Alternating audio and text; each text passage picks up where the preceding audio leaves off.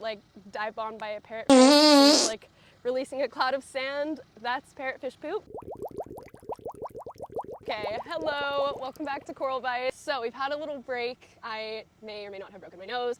Anyway, we're back in business now. So I figured the first thing that we could talk about is something that we can all relate to, the beach. But have you ever actually thought about where all the sand comes from? So this is where parrotfish are gonna come in, colorful, kind of like rainbow looking fish on the reef. They have a beak in the front and they can usually be seen kind of scraping coral. So let's break that down. There's actually some really interesting stuff happening there. So first, with the parrotfish, the beak in the front of their face, it's not actually a beak like a bird.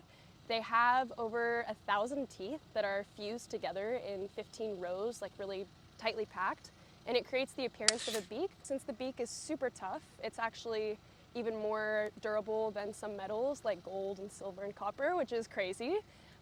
They can scrape the coral, and they're trying to eat the algae, but sometimes they get chunks of the coral skeleton inside their mouths. So the coral skeleton, like we talked about before, is calcium carbonate, aka limestone.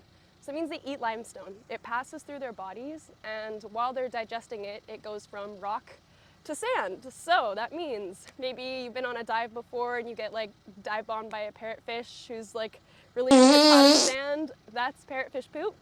And surprise, surprise, it contributes up to 70 to 85% of the sand on all of our beaches. So thank you, parrotfish.